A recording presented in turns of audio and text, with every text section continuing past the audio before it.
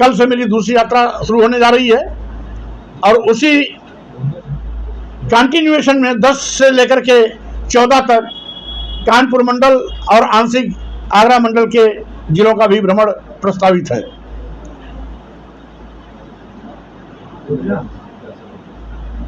कल बस्ती जनपद से शुरू होगा, उसके बाद खलियाबाद, फिर सिद्धार्थनगर, फिर महाराजगंज और उसी क्रम में पूर्व निर्धारित कार्यक्रम के कारण मैंने 2 दिन के दौरे में गैप किया है।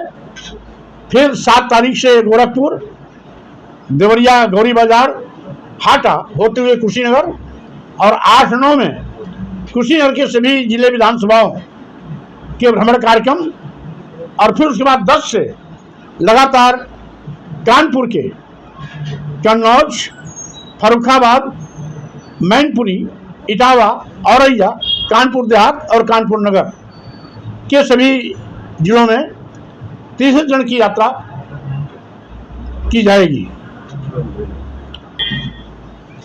जनता पार्टी समर्थन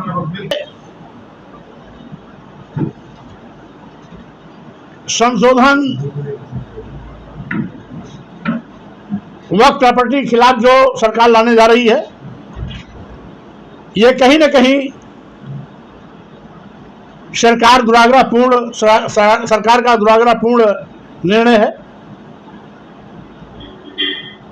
अभी तक जिस तरीके से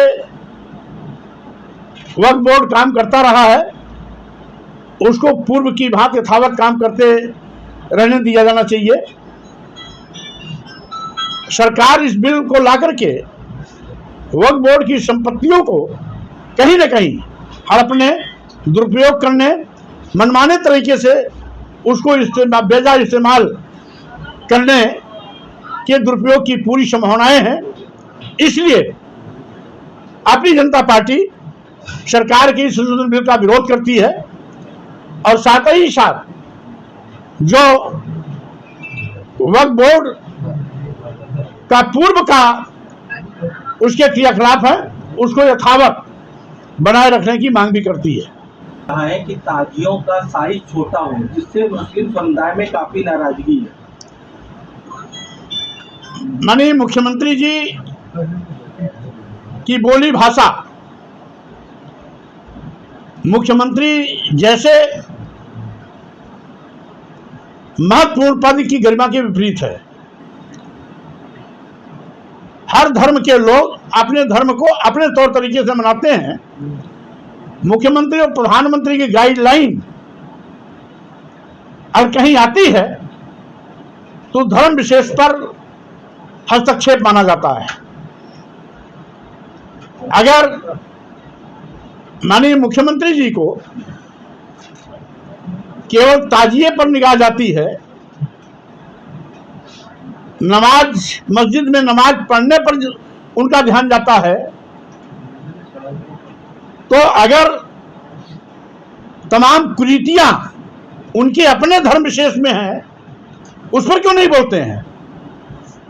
इसलिए किसी धर्म विशेष के क्रियाकलाप में हस्तक्षेप करना हम समझते हैं यह कहीं न कहीं दुराग्रहपूर्ण निर्णय है। सरकार को ऐसे निर्णयों से बचना चाहिए।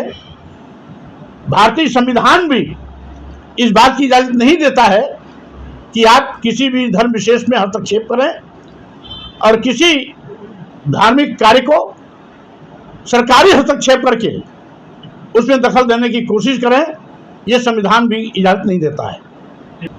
बेरोजगार नौजवानों को रोजगार दिलाने का, महंगाई पर प्रभावी अंकुश लगाने का, किसान समस्या हल करा करके न्यूनतम समर्थन मूल्य घोषणा करने का, छुट्टा जानवरों से फसल को चराने से बचाने का, महंगी शिक्षा को खत्म कर वन नेशन वन एजुकेशन की व्यवस्था लागू करने का, साथ ही साथ SC ST OBC माइनॉरिटीज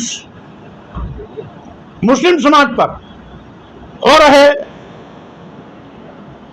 धर्म और जाति दुर्भावना से ग्रसित होकर जुर्म जाति अत्याचार पर प्रभावी अंकुश लगाने का, आरक्षण व्यवस्था को 100% अनुपालन करने का, और साथ ही साथ जो सरकार कहती है सबका साथ सबका विकास, तो सबका साथ अगर लेना है तो जातिवार जनगणना कराना आवश्यक है।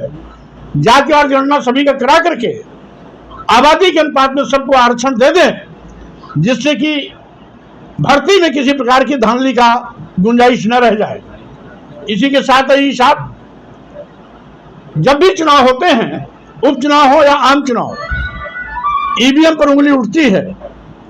तो अगर ईवीएम पर उंगली उठती है, लोकतंत्र पर उंगली उठती है, तो स्वाभाविक रूप से निर्वाचन आयोग और भारत सरकार को इस पर पहल करनी चाहिए कि जहां से ईवीएम की शुरुआत हुई, जब उन वेस्टर्न काउंटीज में ईवीएम को लोगों ने बाय बाय टाटा कर लिया और बैलेट पेपर के माध्यम से वोटिंग सिस्टम शुरू कर दिया, तो यहां पर भी ईवीएम से मुक्ति दिलाकर बैलेट पेपर के माध्यम से वोटिंग कराना चाहिए।